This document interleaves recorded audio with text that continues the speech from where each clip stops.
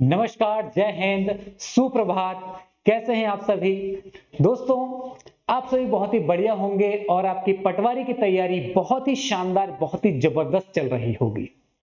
पिछली कक्षा में हमने पढ़ा कि वर्णमाला के अंदर स्वर कितने प्रकार के होते हैं, व्यंजन कितने प्रकार के होते हैं। उसमें हमने डिटेल में देखा था कि स्वरों का वर्गीकरण किस प्रकार से किया जा सकता है। आज की जो कक्षा है, आज की जो क्लास है, इसमें हम पढ़ने वाले हैं व्यंजनों का वर्गीकरण। वर्णमाला आपके हिंदी सिलेबस का बहुत ही इंपॉर्टेंट टॉपिक है और इसके अंदर आज हम पढ़ने वाले हैं व्यंजनों का वर्गीकरण। ठीक है, तो व्यंजनों के बारे में पहले हम देखिए, व्यंजनों के बारे में डिटेल में समझेंगे कि व्यंजन कितने प्रकार के होते हैं, आखिरकार कौन कौन से ऐसे व्यंजन हैं, उनके बारे में क्या कुछ विशेष बातें हैं। तो यहां से हम शुरू करते हैं। तो सबसे पहली बात है कि व्यंजन किसे कहते हैं। सबसे पहली बात तो परिभाषा से आती है ना कि आखिरकार व्यंजन किसे कहा जाता है। तो जो व्यंजन कहा जाता है उसे की परिभाषा के अनुसार स्वर की सहायता से, यानी कि स्वर की सहायता से जो भी वर्ण बोले जाते हैं उन्हें हम क्या कहते हैं, उन्हें हम व्यंजन कहते हैं। क्लियर हो रहा है क्या? स्वर की सहायता से, यानी कि व्यंजन का उच्चारण स्वतंत्र नहीं है। पहली बात, क्यों नहीं है स्वतंत्र? क्योंकि इसके उच्चारण के लिए हमें स्वर की आवश्यकता लगती है। जैसे बात करें हम यहां पर या की, या तो या के अंदर हमें य वर्ण तो सुनाई दे रहा है, य वर्ण तो सुनाई दे रहा है, लेकिन साथ में आ की ध्वनि भी लग रही है। कैसे? या। समझ में आ रहा है? तो या का मतलब यह है कि या प्लस आ मिलकर बना हुआ है क्या आपका या। ठीक है, ये जब हम संधि विच्छेद पढ़ेंगे, वर्ण विच्छेद पढ़ेंगे, साथ ही शब्द भेद पढ़ेंगे, तब हम समझेंगे बहुत डिटेल में कि आखिरकार कौन से वर्णों से मिलकर क्या बनता है। ठीक है, समझ में आ रहा है? व्यंजन क्या है? स्वतंत्र नहीं है। इनके उच्चारण में हमें किसकी सहायता लेनी पड़ती है? स्वरों की सहायता लेनी पड़ती है। प्रत्येक व्यंजन के उच्चारण में यहां पर क्या देखा जा रहा है? आ स्वर होता है। आपका पटवारी का एक क्वेश्चन बन गया है। क्या क्वेश्चन बन गया? प्रत्येक व्यंजन के उच्चारण में किस स्वर का उच्चारण सन्निहित होता है? तो आ। ठीक है, चलिए परंपरागत रूप से जब हम बात करते हैं तो व्यंजनों की संख्या कितनी होती है? 33 होती है परंपरागत रूप से। द्विगुण व्यंजन, यानी कि द्विगुण व्यंजन कौन कौन से हमने देखे थे कल? ये दो द्विगुण व्यंजन है।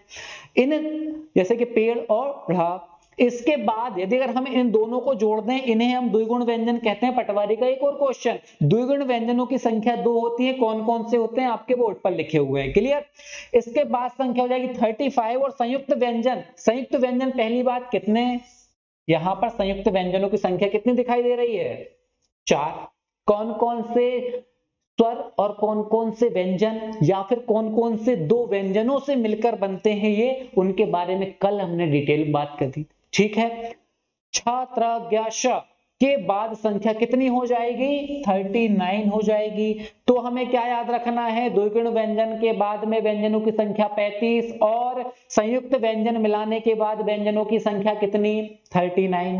क्लियर हुआ व्यंजनों के बारे में हमें? चलिए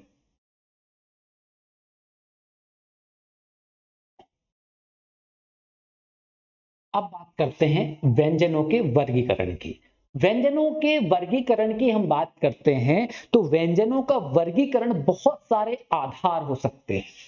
इनमें से पहला आधार है स्पर्श व्यंजन। अब ये स्पर्श व्यंजन क्या है, इसकी परिभाषा देख लेते हैं। जब हम व्यंजनों का उच्चारण करते हैं तो क्या होता है? हमारे फेफड़ों में भरी हुई जो हवा है वो कैसे निकल कर के आती है? बाहर निकल कर के आती है। और मुंह के विशेष स्थान, यानी कि मुंह के अंदर जो विशेष स्थान कौन कौन से? कंठ, तालु, दांत और होंठ। इनको यदि अगर वह हवा स्पर्श करती है तो हम क्या कहते हैं कि जो हवा से स्पर्श करने के बाद में जो ध्वनियां निकलती हैं उन्हें हम क्या कहते हैं? स्पर्श व्यंजन। क्या क्लियर हुआ?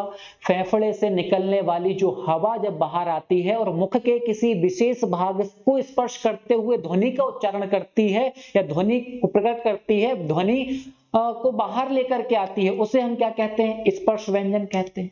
ठीक है, इसमें 5 वर्ग हैं। क्या है? 5 वर्ग हैं। और 5 वर्गों में से इन जहां पर ये जो आपके व्यंजन लिखे हुए हैं इन्हें हम क्या कहते हैं? वर्गीय व्यंजन के नाम से भी जानते हैं।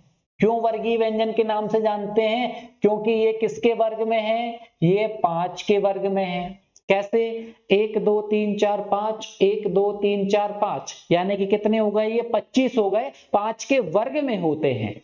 ठीक है, तो ये क्या कहलाएंगे? आपके वर्गीय व्यंजन कहलाएंगे। सबसे पहला जो वर्ग है वो है आपका का वर्ग।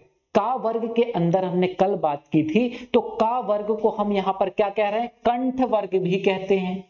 ठीक है, कौन सा वर्ग हो गया ये? का वर्ग। का वर्ग को हम क्या कह रहे हैं? कंठ व्यंजन कह रहे हैं। उच्चारण कहां से होता है? का, बोल के देखिए, का ख ग घ इंगा, कहां से उच्चारण हो रहा है? कंठ से। ये आपका गले से, कंठ से उच्चारण हो रहा है। किनका? क ख ग घ इंगा का। ठीक है, रटने की आवश्यकता नहीं है। क्या हो गए उच्चारण स्थान? कंठ हो गए। कौन कौन से? ये जो ऊपर लिखा हुआ है इसको हम आगे पढ़ेंगे, इसको भी आप देख लीजिए, अघोष अल्पप्राण। ठीक है, तो अभी आप देखते चलिए कि ये वाले जो वर्ग में आपका लिखा हुआ ना कॉलम में, इसमें अघोष अल्पप्राण के सारे जो वर्ण है वो लिखे हुए हैं। आगे हम डिटेल में चर्चा करेंगे इस बारे में। अभी के लिए देखिए, कंठ यानी कि जिनका उच्चारण स्थान कहां से होता है? कंठ से होता है। क ख ग घ इंगा किस वर्ग के हैं? का वर्ग के हैं। उच्चारण कहां से होता है? कंठ से होता है। का वर्ग ना आए तो कंठ वर्ग आए तो भी आपका आंसर कैसा है? सही है। ठीक है, चलिए, तालव्य। तालव्य आपका जो वर्ग है इसका उच्चारण स्थान तालु है। ठीक है, तो ये कौन सा वर्ग हो गया आपका?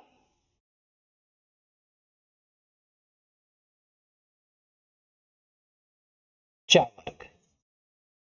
चा वर्ग। तालु यानी कि ऊपर जो आपका स्थान है जीभ के ऊपर, तालु, उससे यानी कि जीभ के ऊपर वाली जो मुख की छत होती है उसको हम तालु कहते हैं। तो तालु से जो शब्द उच्चारित किए जाते हैं, चा, देखिए उच्चारण करके, चा, छ, ज, झ, अ, ये क्या है? आपके ऊपर की छत यानी कि मुख के ऊपर की छत जो होती है उससे उच्चारित होने वाले शब्द होते हैं, वर्ण होते हैं, सॉरी, है ना। तो तालु से आपके कौन से? चा वर्ग के वर्ण उच्चारित किए जाते हैं। इसके बाद में बात करें टा वर्ग की। टा वर्ग। टा वर्ग मूर्धन्य और मूर्धा। मूर्धा कहां है? ये जो ऊपर की छत है ना, इसका आगे का जो भाग है वो आपका कहलाता है मूर्धा। जैसे कि टा, ठ, बोल के देखिए, आपकी जीभ जहां पर स्पर्श करेगी ना, जीभ और आपकी वायु जहां पर स्पर्श करेगी, जो उच्चारण स्थल है आपका, वो ही क्या है? मूर्धा है ना। बोल के देखिए, टा, ठा, डा, ढा, णा। यानी कि तालु हम कह रहे थे कि ऊपर की छत बिल्कुल ऊपर वाली, और ऊपर की छत का आगे वाला जहां पे दांत से ऊपर, ऊपर के जो दांत हैं उसके ऊपर का जो भाग है वो क्या है? आपके मूर्धा वाला भाग है। ठीक है, तो उससे क्या उच्चारण होते हैं? टा, ठा, डा, ढा और णा। इसके बाद बात करते हैं हम ता वर्ग की। ता वर्ग के अंदर ता जो वर्ग है वो दंत यानी कि दांत, उच्चारण स्थान कहां है इसका? दांत से वायु स्पर्श होती है। कैसे? बोल के देखिए, ता, था, दा, धा, ना। ऊपर के दांतों से आपकी जीभ और वायु का क्या होता है? स्पर्श होता है। ठीक है, अब बात करते हैं पा वर्ग की। क्योंकि ये वर्ण कैसे होते हैं? वर्ग में होते हैं, इसलिए इन्हें वर्गीय व्यंजन भी कहते हैं ना। जो पा वर्ग है, इनके उच्चारण में किसका योगदान है? ओष्ठ वर्ग भी हम इसको कहते हैं। ओठ या होठ का यहां पर क्या है? विशेष योगदान क्या होता है? इनके उच्चारण में होता है। बोलकर देखिए, पा, फा, बा, भा, मा।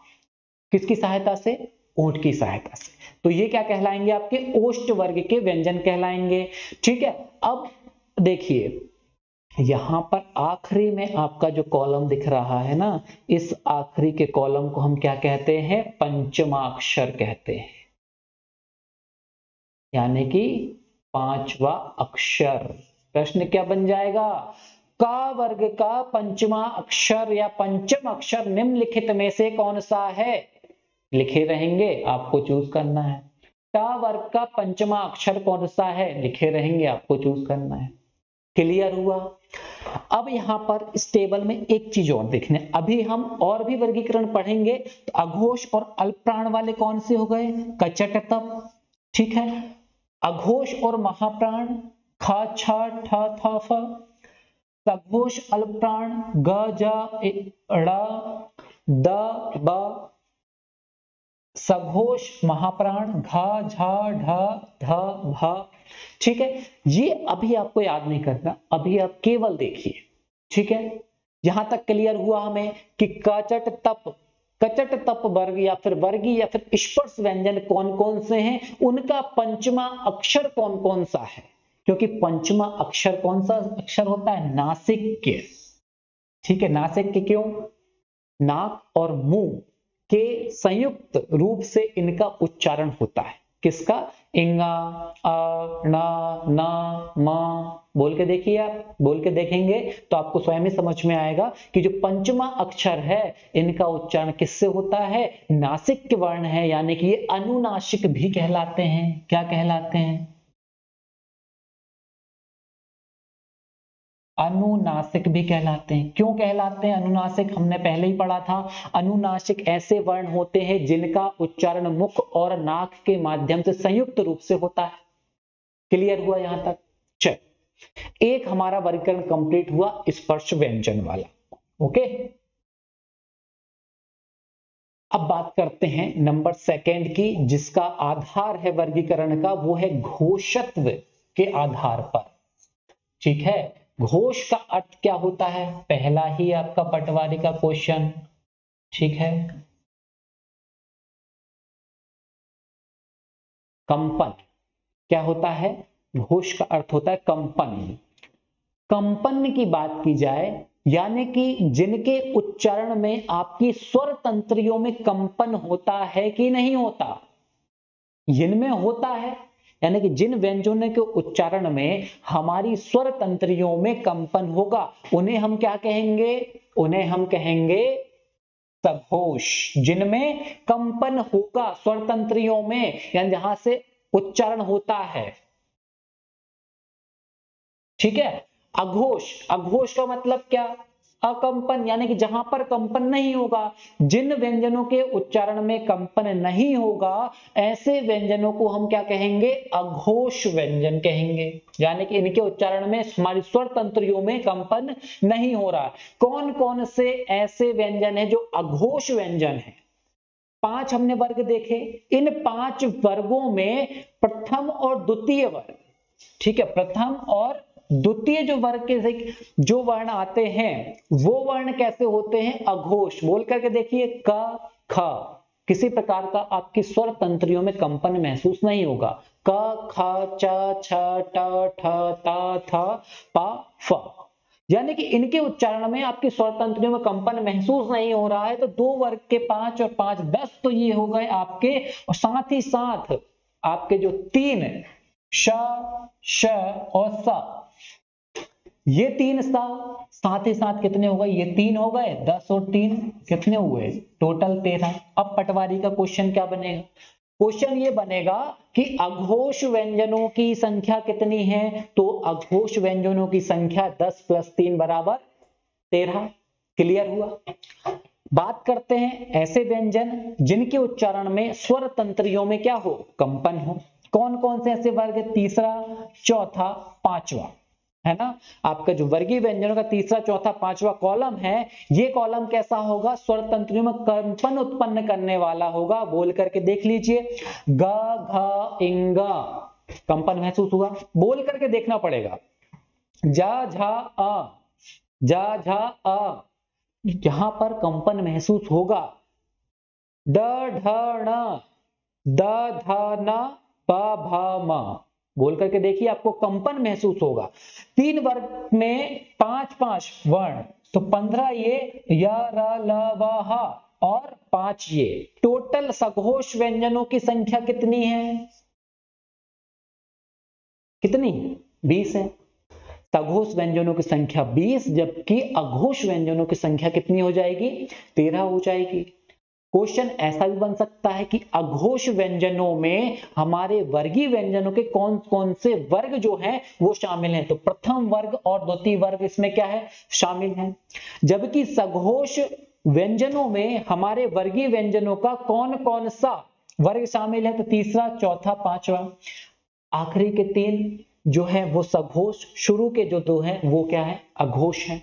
याद रहेगा।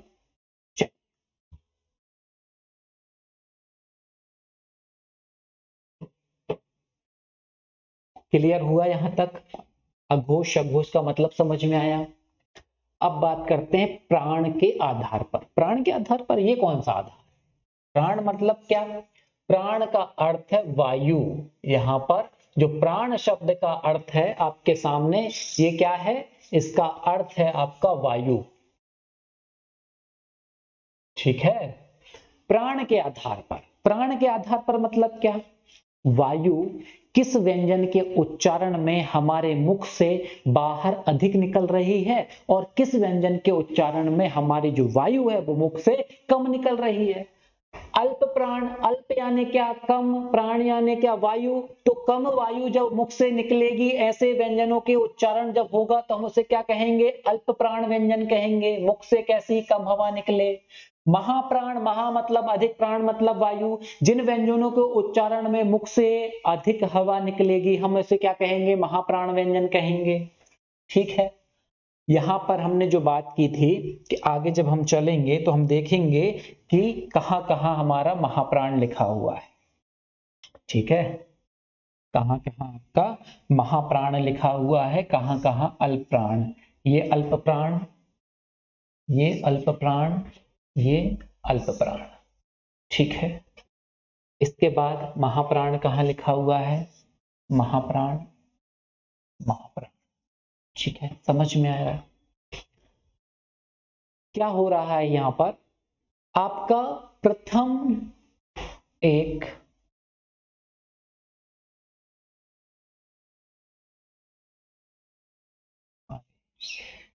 चार, और ये क्या? पांच। ठीक है। पांचों वर्गों में प्रथम, तृतीय और पंचम जो है, प्रथम, तृतीय और पंचम, ये तीनों कैसे हैं? ये तीनों हैं अल्प प्राण। यानी कि इन व्यंजनों को बोलने में कम समय लगेगा, कम हवा बाहर निकलेगी। जैसे का बोल के देखिए, क। जबकि द्वितीय और चतुर्थ जो है, यानी कि ऑड इवन का सिस्टम लगा सकते हैं हम यहां पर, नहीं लगा सकते? ऑड इवन का सिस्टम लगा सकते हैं। ऑड, 1, 3, 5। जो ऑड होंगे वो कैसे होंगे? अल्प होंगे। यानी कि हम कहते हैं ना, जो ऑड दिखता है वो कम होता है। ठीक है। तो यहां पर जो बातें हमें देखने को मिलेंगी उसमें क्या होगा? 1, 3 और 5 जो वर्ग हैं वो वर्ग कैसे हो जाएंगे? आपके अल्प प्राण हो जाएंगे। यानी कि इनके उच्चारण में हमें कम वायु खर्च करनी पड़ेगी। क, ग, इंग। जबकि इनकी तुलना में महाप्राण के उच्चारण में हमें क्या होगा? अधिक वायु मुख से निकालनी पड़ेगी। जैसे ख, घ, अधिक वायु निकल रही तुलनात्मक रूप से। ठीक है। तो हम इन्हें क्या कहेंगे? महाप्राण कहेंगे। तो यहां पर क्या देखने को मिलेगा हमें? 2 और 4 जो वर्ग हैं ये कैसे हैं? ये महाप्राण है। ठीक है। 2 और 4 महाप्राण। जबकि 1, 3 और ये 5 जो वर्ग है ये कैसा हो जाएगा आपका? अल्प प्राण। संख्या की बात करते हैं। 5 3 15, 5 दूनी 10। यानी कि अल्प प्राण की बात करें तो 15 ये और य र ल व 4 ये, 15 4 19। क्या क्वेश्चन बनेगा? अल्प प्राण व्यंजनों की संख्या कितनी है? 19 है।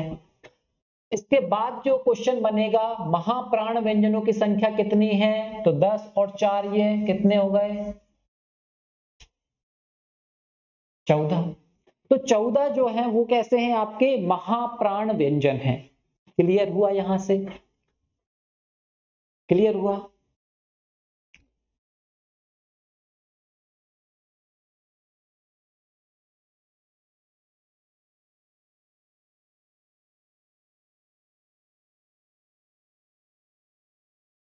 चलिए यहीं पर आपको अघोष भी समझाते हैं। अघोष और सघोष दोनों यहीं पे समझ लेते हैं और डिटेल। अभी आपने देख ही लिया था हालांकि, और भी देख। अघोष और अल्प प्राण यदि अगर एक साथ पूछा जाए, अघोष अल्प प्राण, अघोष महाप्राण, यहां पर शुरू के दो हमें एक तो क्या, अघोष अल्प प्राण और अघोष महाप्राण। क्वेश्चन यहाँ पे टिपिकल रूप से बनेगा, क्या बनेगा, निम्नलिखित में से अघोष और अल्प प्राण वर्ण कौन सा है, निम्नलिखित में से अघोष और अल्प प्राण वर्ण कौन सा है, तो याद कर लेना है कचट तप जो है वो कैसे हैं आपके, अघोष और अल्प प्राण। जबकि अघोष और महाप्राण की बात आए तो ख, छ, ठ, थ, फ, ये कैसे हैं आपके अघोष और महाप्राण।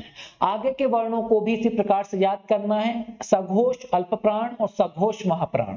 शुरुआत के दो अघोष अल्प प्राण, अघोष महाप्राण, सघोष अल्प प्राण और सघोष महाप्राण। लास्ट वाला जो आपका पांचवा रहेगा सघोष अल्प प्राण नासिक या अनुस्वार रहेगा। क्लियर हुआ ये? चल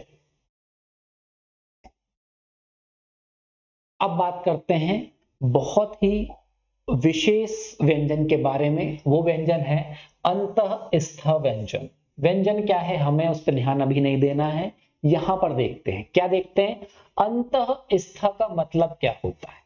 अंतःस्थ का मतलब होता है दो स्थानों के बीच में स्थित रहने वाला कोई भी स्थान, वस्तु, वस्तु, यानी कि दो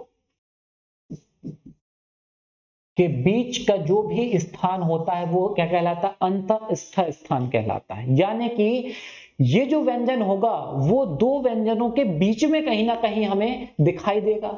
अब दो व्यंजनों के बीच की हम बात करें या फिर बात कर लें वर्णमाला के अंदर दो प्रकार के वर्णों की, स्वर वर्ण और व्यंजन वर्ण, है ना। तो जो अंतःस्थ व्यंजन है ना, ये अंतःस्थ व्यंजन का जो उच्चारण होगा कैसा होगा, स्वर और व्यंजनों के मध्य होगा। यानी कि तुलनात्मक रूप से जब इसका उच्चारण होता है तो हमें समझ में थोड़ा सा कम आता है कि स्वर के अंदर है कि व्यंजन के अंदर है। लिखावट में तो समझ में आ जाता है, जब हम लिखते हैं लिपि में तब समझ में आ जाता है, लेकिन उच्चारण में इसे पकड़ना थोड़ा मुश्किल होता है। तो इनका अंतःस्थ व्यंजन यानी कि ऐसे व्यंजन जिनका उच्चारण पूर्ण रूप से ना तो स्वर के अंदर होता है ना ही पूर्ण रूप से व्यंजन के अंदर होता है, दोनों के मध्य में होता है। ठीक है, उच्चारण में जो वायु है वो कैसी, एक प्रॉपर्टी तो क्या हो गई अंतःस्थ की, स्वर और व्यंजनों के मध्य उच्चारण। दूसरी प्रॉपर्टी है कि वायु मुख से घुमड़कर बाहर निकलेगी, घुमड़कर बाहर निकलेगी यानी कि घूमकर टकराकर विभिन्न आपके गालों की दीवारों, मुख के विभिन्न भागों पर टकराकर बाहर निकलेगी। ये किस प्रॉपर्टी के होते हैं, सघोष होते हैं। इनके उच्चारण में हमारी स्वर तंत्रियों में क्या होगा, कंपन होगा। और कैसे होंगे, अल्प प्राण होंगे, यानी कि इनके उच्चारण में कम वायु खर्च होगी, है ना। तीन प्रॉपर्टी समझ में आ गई। स्वर और व्यंजनों के बीच उच्चारण होगा, वायु घुमड़कर बाहर निकलेगी, सघोष और कैसे होंगे, अल्प प्राण होंगे। ठीक है, कौन कौन से हैं वो वर्ण, वो वर्ण है चार, या रा ला वा। क्वेश्चन बनेगा अंतःस्थ व्यंजनों की संख्या कितनी है, चार। ठीक है, कौन से हैं, या रा ला वा। या का जो उच्चारण स्थान है वो कहां है, तालु है, यानी कि आपके मुख की ऊपर की जो छत है वो है, बोल करके देखिए, या कहां से उच्चारण हो रहा है, ऊपर से हो रहा है, तालु से, तो तालव्य हो गया, उच्चारण स्थान तालु से।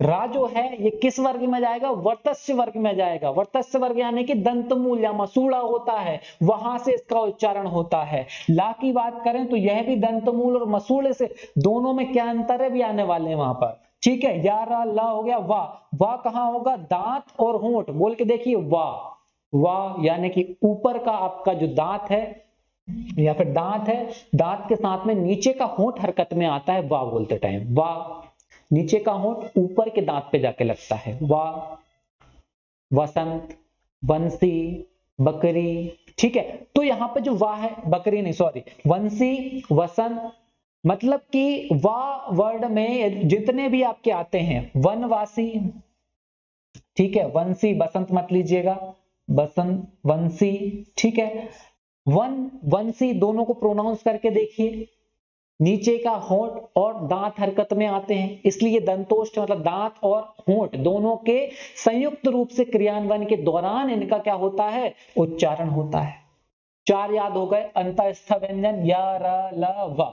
ठीक है, अब जो या र ल व है इसमें से या और वा को क्या कहते हैं, अर्ध स्वर कहते हैं, अर्ध स्वर इनको कहते हैं। पटवारी के एग्जाम में क्वेश्चन बनेगा, क्या बनेगा, निम्नलिखित में से अर्ध स्वर व्यंजन कौन सा है? ये कैसा क्वेश्चन है? क्वेश्चन देख के ही आधी घबराहट होना शुरू हो जाती है। क्यों? निम्नलिखित में से कौन सा अर्ध स्वर व्यंजन है? स्वर और व्यंजन तो अलग अलग देखे थे, ये कौन सा है कि व्यंजन के अंदर भी अर्ध स्वर है? कौन सा? या और वा। रा जो है वो लुंठित वर्ण है। अब लुंठित वर्ण क्या होता है? रा जो है वो लुंठित वर्ण है, क्योंकि रा जो है इसका मतलब जो रा का हम उच्चारण करते हैं तो हमारी जीभ कैसी होती है? वो आगे से लुढ़कती है। रा यानी कि पहले ऊपर टकराती है, फिर नीचे जाती है, सामने की तरफ आ जाती है। तो रा कैसा हो जाएगा? लुंठित वर्ण हो जाएगा। जबकि ला जो है वो कैसा है? पार्श्विक है। पार्श्विक का मतलब क्या होता है? अगल बगल से। ला के उच्चारण के समय हमारी जीभ कैसी हो जाती है? इसे लाल, एकदम ऐसी फोल्ड हो जाती है अंदर से, और वायु जो है वो आइट साइड से बाहर निकलती है। इसलिए इसे हम क्या कहते हैं? पार्श्विक व्यंजन भी कहते हैं। क्लियर हुआ तीनों? या र, या व, र, ल, चारों अंतस्थ व्यंजन। साथ ही साथ इनका उच्चारण स्थान क्या है ये आपको याद रखना है, इनकी संख्या आपको याद में रखनी है। ठीक, अब बात करते हैं ऊष्म या संघर्षी व्यंजन। आगे क्या लिखा है उसको बाद में, पहले यहीं से समझते हैं। ऊष्म या संघर्षी का अर्थ क्या होता है? ऊष्म का अर्थ होता है गर्म, संघर्षी यानी कि आपका क्या विरोध हो या फिर घर्षण हो। क्या हो? घर्षण। ऊष्म यानी गर्म, और विरोध हो, घर्षण हो, यानी कि जिन व्यंजनों के उच्चारण में मुख से कैसी हवा बाहर निकलनी चाहिए? गर्म हवा बाहर निकलनी चाहिए। या फिर जिन व्यंजनों के उच्चारण में संघर्ष के कारण, घर्षण के कारण वायु क्या होती है? गर्म होती है। ऐसे व्यंजनों को हम क्या कहते हैं? ऊष्म या संघर्षी व्यंजन कहते हैं। दूसरी परिभाषा, जिन व्यंजनों के उच्चारण में वायु को संघर्ष करना पड़ता है मुख से बाहर निकलने में, ऐसे व्यंजनों को क्या कहा जाता है? संघर्षी व्यंजन कहा जाता है। ठीक है, चलिए अब क्या करते हैं, वर्ण देख लेते हैं कि कितने ऊष्म या संघर्षी वर्ण हैं। 1 2 3 4। कौन कौन से? श, श, श, ह। कभी अकेले में ना बोल करके देखिएगा। क्या? श, श, स और ह। जब भी आप अपना हाथ पास में करेंगे इनको बोलते टाइम, आपको ऐसा लगेगा कि मुख से कैसी गर्म हवा बाहर निकल रही है। श, शक्कर वाला शा बोल के देखिए। श, स, षटकोण वाला श, साथी का ह। जब हा बोलेंगे ना तो हा में तो बहुत ज्यादा, सबसे ज्यादा हा में ऊष्म वायु बाहर निकलती है। चारों समझ में आया? श, स और हा। ठीक है, पहली बात तो इनका चारों का जो उच्चारण है यही बहुत बड़ी बात है। हा का तो फिर भी ठीक है, हो ही जाता है। तीनों के डिफरेंस, षटकोण में श, श बहुत तेजी से तीक्ष्ण श की आवाज आती है, शक्कर में स और सरोते में सा। ठीक है, चलिए वर्ण है आपका सा। वर्ग क्या है? तालव्य। उच्चारण कहां से होगा? तालु से होगा, मुख की ऊपरी छत से होगा। और ये कैसे प्रकार के हैं? ये ऊपर के जो 3 हैं ये अघोष और महाप्राण है। अघोष और महाप्राण है, जबकि हा जो है सघोष और महाप्राण है। कौन सा, क्या अंतर है? हा में सघोष है, क्योंकि इसके उच्चारण में स्वर तंत्रियों में क्या होता है? कंपन होता है। क्लियर हो रहा है कि नहीं? ठीक है, शा तालव्य, तालु, अघोष, महाप्राण है। शा जो है मूर्धन्य यानी कि मूर्धा, यानी कि कहां? दांत के ऊपर के, दांत के ऊपर वाली जगह मूर्धा, वहां से इसका उच्चारण होता है श। ठीक है, कैसा है? अघोष है। वायु कैसे निकलती है? बहुत तेजी, बहुत ज्यादा मात्रा में निकलती है, तो कैसा है? महाप्राण है।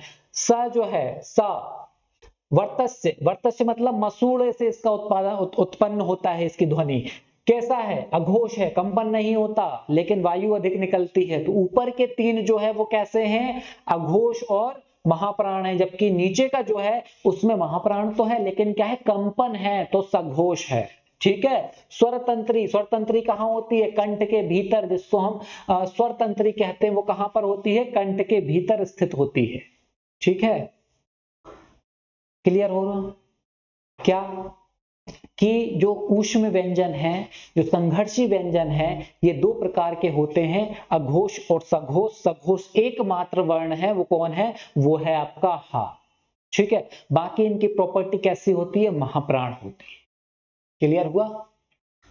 टोटल संख्या कितनी? 4। इनकी संख्या भी याद रखना है, पटवारी में क्वेश्चन बनेंगे आपकी संख्या से। अब है उक्षिप्त व्यंजन। उक्षिप्त व्यंजन जो नेक्स्ट प्रकार है व्यंजनों के वर्गीकरण का, वो है आपका उक्षिप्त व्यंजन। तो उक्षिप्त व्यंजन क्या होता है? उक्षिप्त व्यंजन ये व्यंजन होते हैं जो कि बहुत झटके से बोले जाते हैं। इन व्यंजनों को क्या कहा जाता है? इनके उपनाम क्या है? क्वेश्चन बनेंगे, क्या बनेंगे? उक्षिप्त व्यंजनों को अन्य नामों से भी जाना जाता है। कौन से नाम है वो? उश्रिप्त, ताड़नजात, द्विगुण या अगम व्यंजन। कौन कौन से?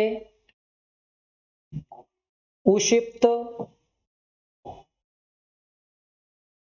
ताड़नजात, द्विगुण और आगम व्यंजन।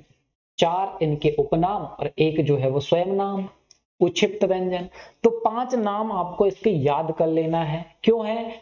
अब क्यों इसको कहते हैं? इसको इसलिए कहते हैं कि जीभ पहले कहां जाती है? इनके उच्चारण में जीभ पहले मूर्धा पर टच होती है और एकदम झटके से नीचे आ जाती है। इसीलिए हम क्या कहते हैं? इसको ताड़न जात कहते हैं। जैसे कि हम पेड़ बोलते हैं, ये कौन कौन से? ये 2 है, एक तो ड़ा और ढ।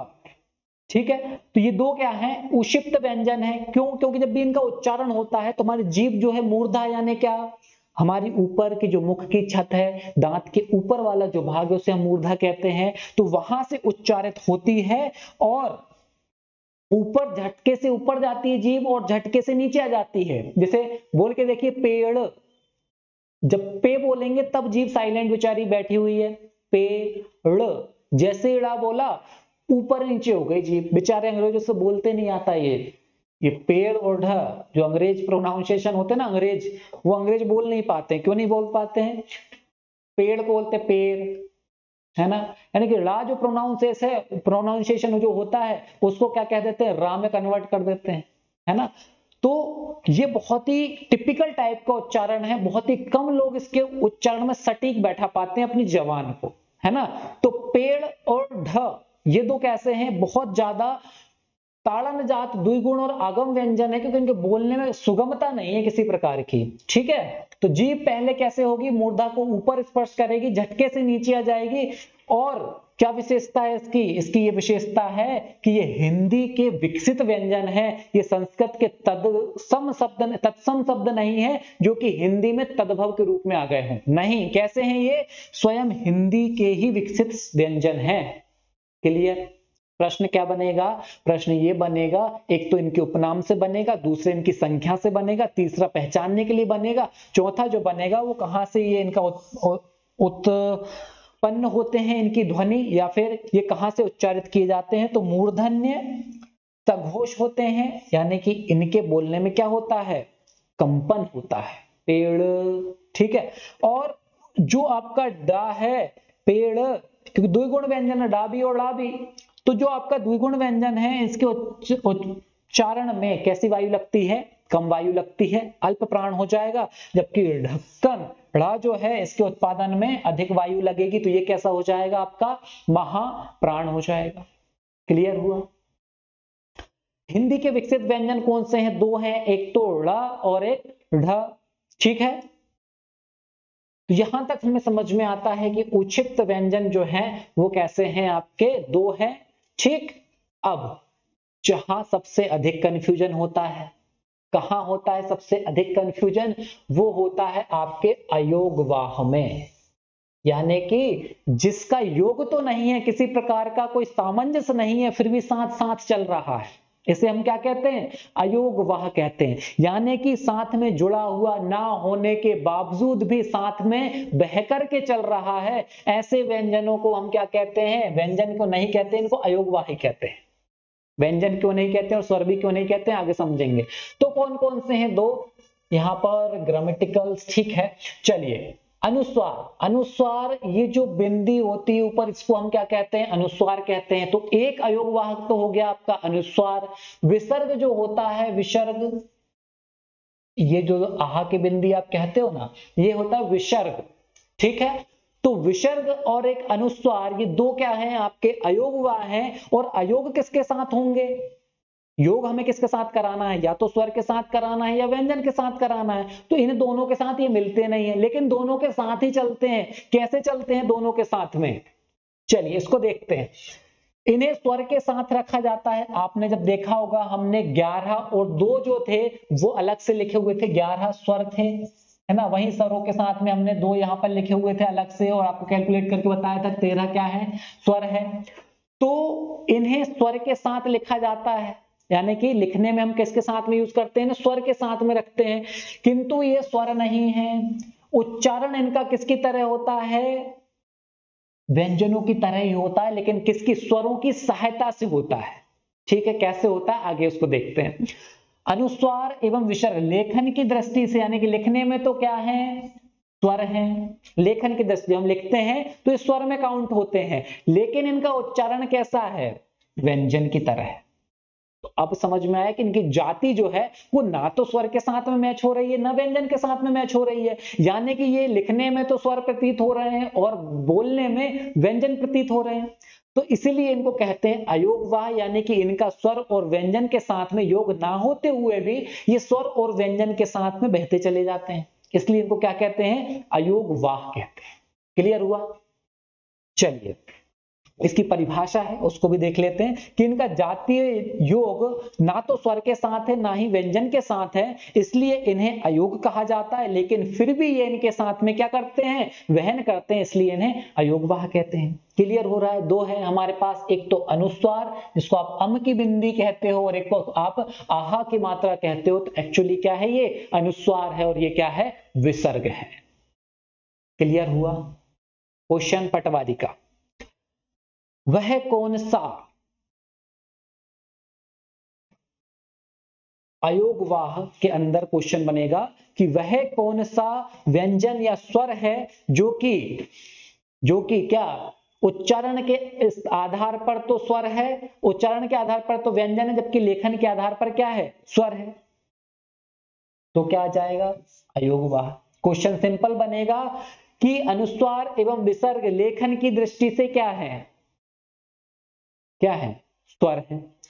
उच्चारण की दृष्टि से क्या है? व्यंजन है। ठीक है, चलिए सारे टाइप समझ में आए व्यंजन के। व्यंजनों का वर्गीकरण में उक्षिप्त व्यंजन हमने देखा, अयोगवाह भी हमने देख लिए, इसके बाद में उसमें संघर्षी भी हमने पढ़ा, और अंतस्थ भी देखा। प्राण के आधार पर अघोष और सघोष का हमने वर्गीकरण किया, घोष के आधार पर भी हमने देखा, स्पर्श व्यंजन हमने देखे। ठीक है, आज हमने व्यंजनों का वर्गीकरण बहुत अच्छे तरीके से पढ़ा है। इसमें आपके क्वेश्चन एक भी गलत नहीं होने चाहिए, जो कि आपके सिलेबस में वर्णमाला के व्यंजनों के वर्गीकरण से आ रहा है। ठीक है, यहां पर आपकी वर्णमाला वाला चैप्टर समाप्त होता है। जल्दी ही संधि हम पढ़ने वाले हैं। बहुत अच्छा टॉपिक है संधि, मजा आएगा आपको पढ़ने में, और आपके क्वेश्चंस भी सॉल्व होंगे और आपको नंबर भी एग्जाम में मिलेंगे। ठीक है, चलिए तैयारी करते रहिए, मिलते हैं आपके नेक्स्ट क्लास में जल्दी ही। तब तक के लिए अपना ख्याल रखिए। Thank you.